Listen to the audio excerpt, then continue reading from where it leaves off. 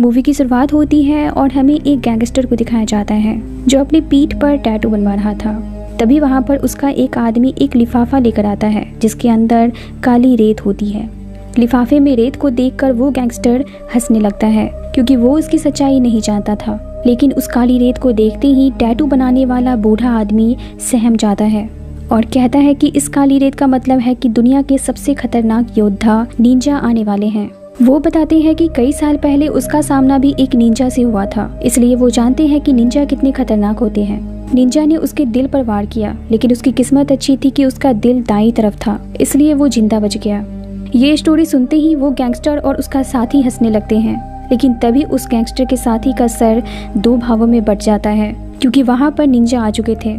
Ninja ने उस gangster के आदमियों को चुन चुन कर मार डाला। सभी की मौत काफी भयानक होती है और वहाँ कुछ ही सेकंड्स में खून की नदियां बह जाती है। जब सारे गैंगस्टर मारे गए तब निंजाज अंधेरे से बाहर निकले क्योंकि वो अंधेरे से ही वार किया करते थे। अब हमें जापान के निंजा समुदाय के बारे में बताया जाता है।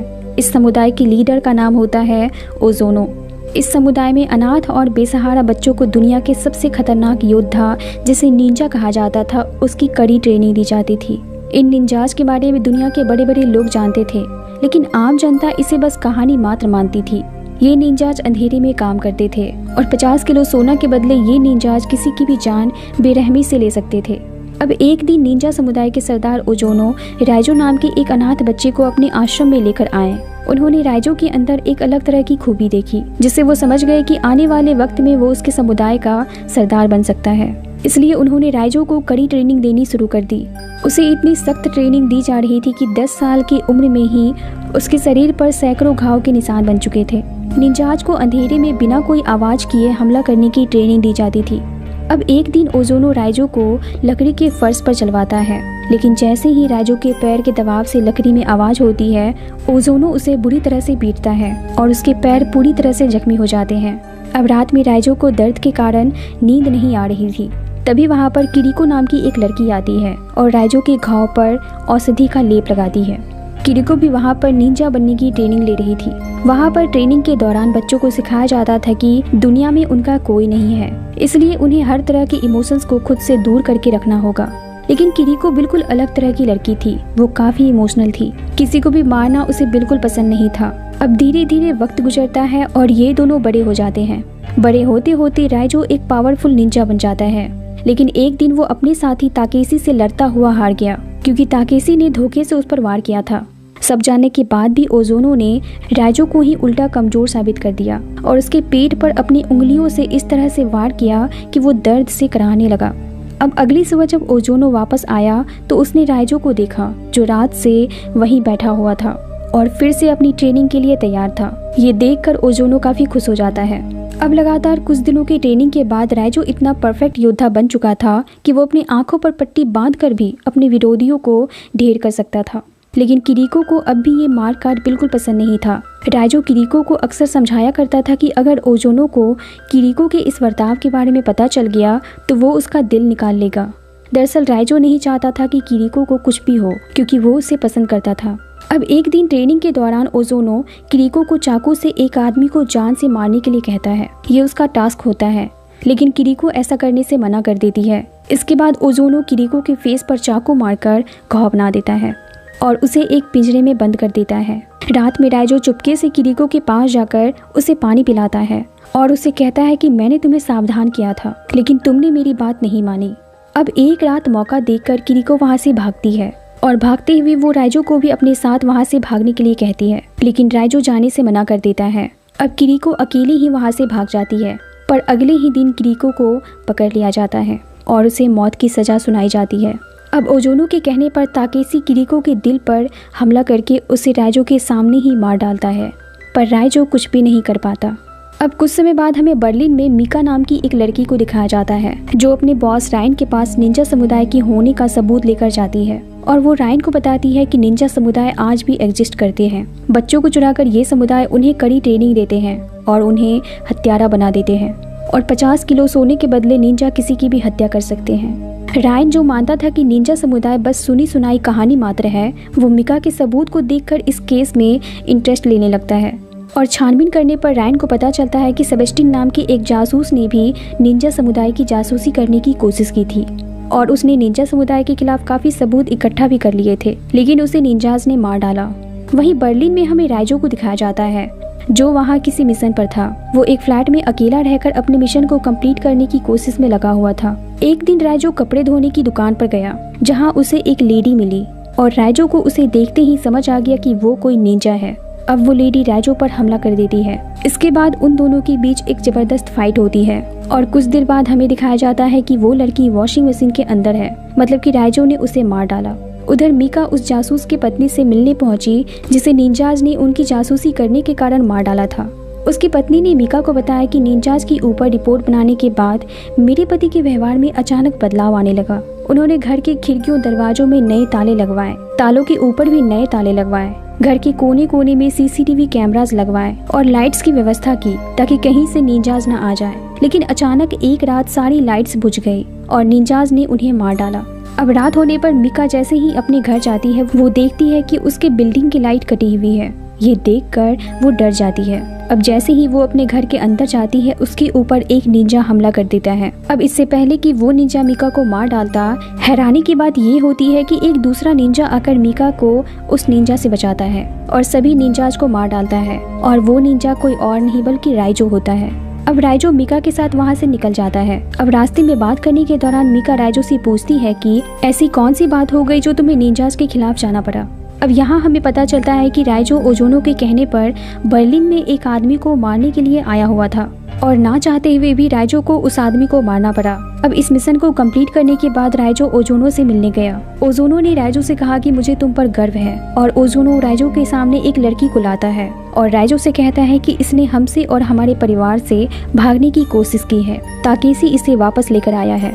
अब तुम इसे मारकर ये साबित कर दो कि तुम सच्चे ओजोनो हो। उस लड़की को देखकर राइजो को किरिको की याद आ जाती है और अब राइजो किरिको की मौत का बदला लेने के लिए ओजोनो पर हमला कर देता है और उसके आंख और चेहरे को चीर डालता है। अब मास्टर पर हमला करने के कारण बाकी निंजाज राइजो को बुरी तरह से मारकर उसे बिल्डिंग से नीचे फेंक देते हैं। लेकिन राइजो की किस्मत अच्छी होती है कि उस बिल्डिंग के नीचे पानी होता है और वो बच जाता है और उसी दिन से राइजो ने ओजोनो के खिलाफ लड़ना शुरू कर दिया। इसीलिए उसने मीका की भी जान बचाई। अब ये दोनों एक होटल में जाते हैं और अपने कपड़े चेंज करते हैं क्योंकि निंजाज किसी को भी सूंघ कर पकड़ सकते थे। अब वहाँ पर मीका को रायन का कॉल आता है। मीका उसे कहती है कि वो राइजो के साथ है, लेकिन रायन को ऑर्डर दिया गया था राइजो को पकड़ने का और ना चाहते हुए भी उसे इस ऑर्डर को मानना पड़ता है और वो उस जगह पर पहुंचकर राइजो को अरेस्ट कर लेता है। अब राइजो को अरेस्ट कर जेल लाया जाता है और उसे जंजीरों से बांध दिया जाता है। मीका रायन से कहती है कि राइजो खुद निंजाज के खिलाफ लड़ रहा है तो उसे छोड़ दो, लेकिन रायन मीका की कोई भी बात नहीं सुनता क्योंकि वो अपनी ड्यूटी में बंधा हुआ था। लेकिन वो चुपके से मीका को एक ट्रैकिंग डिवाइस देता है और कहता है कि अगर तुम किसी भी मुसीबत में फंसो तो बस इसे ऑन कर देना और तुम कहीं भी हो मैं तुम्हें बचाने आ जाऊंगा। अब रात में मीका राइजो को पानी पिलाने गई। इस दौरान राइजो ने उससे कहा कि निंजाज किसी भी वक्त यहाँ आ सकते हैं। मीका जल्दी से ये बात रायन को बताने के लिए गई, लेकिन तब तक बहुत देर हो चुकी थी क्योंकि अचानक वहाँ की लाइट चली गई और अंधेरे से निंजाज बाहर निकले और उन खतरनाक योद्धाओं के सामने वहाँ के सैनिकों और उनके हथियारों की एक भी नहीं चली। इसी दौरान मीका ने राइजो की जंजीर को खोल दिया। अब राइजो सारे निंजाज से लड़ने लगा। इस दौरान उसने मीका को वहाँ से भागने के लिए कहा और खुद उन निंजाज से लड़ने लगा।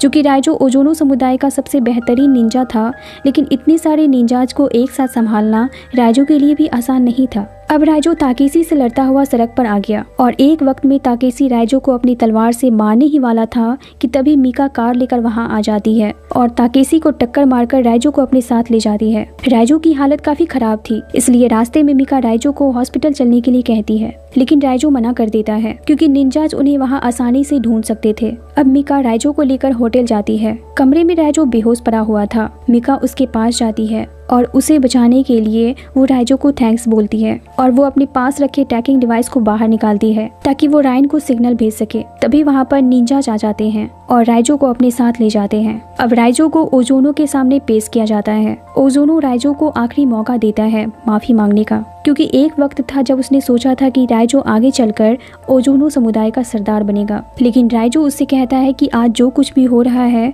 ये सब तुम्हारे कारण हो रहा है। ये सुनते ही ओजोनो को काफी गुस्सा आ जाता है और वो राइजो को उसी खंबे से बांध देता है जिस खंबे से बांधकर किरिको को मौत की सजा दी गई थी। अब ओजोनो राइजो के पास जाता है और उसके पेट पर अपने हाथ से खतरनाक वार करता है, जिसके कारण राइजो खून की उल्टियां करने लगता है और इसी दौरान वो ट्रैकिंग डिवाइस बाहर निकलता है जो रायन ने मिका को दिया था। दरअसल वो डिवाइस मिका ने राइजो के मुंह में ऑन करके छुपा दिया था ताकि जब निंजाज उसे पकड़ कर ले जाए तो रायन राइजो को ट्रैक करके अपनी फौज के साथ वहां पहुंच जाए और उन निंजाज पर हमला करके उनका सफाया कर दे। और तभी वहां पर रायन मिका के साथ अपनी पूरी फौज लेकर आ जाता है और सारे निंजाज पर हमला कर देता है और अब वहां पर खूनी खेल शुरू हो जाता है। दोनों तरफ के काफी लोग मारे जाते हैं। वहीं ताकेशी अपने आदमियों के साथ राइजो को घेर लेता है और उस पर हमला करने लगता है, लेकिन इस बार राइजो पहले से ज्यादा तैयार था और वो एक एक करके ताकेशी के सारे आदमियों को मार डालता है और आखिर में वो एक कड़े मुकाबले के साथ ताकेशी को भी मौत के घाट उतार देता है। उधर हमें ओजोनो को दिखाया जाता है जो एक खाली कमरे में अकेले बैठा हुआ था। राइजो उस पर हमला करने के लिए उसके पास जाता है,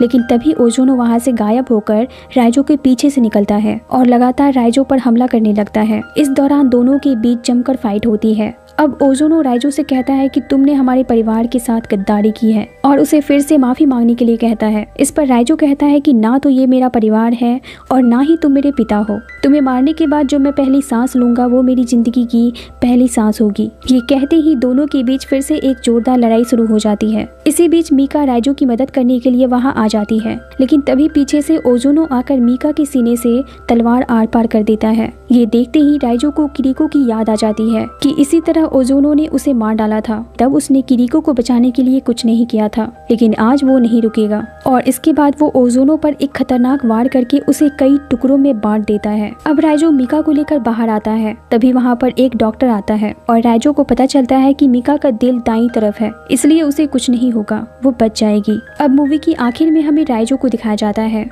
जो किरिको को याद करता हुआ अपनी आजादी की पहली सांस लेता है, जैसा किरिको चाहती थी। इसी के साथ इस मूवी का द एंड होता है। इसी तरह के मूवीज एक्सप्लेनेशन वीडियोस देखने के लिए मेरी वीडियोस को लाइक करें और चैनल को सब्सक्राइब जरूर करें। Thank you.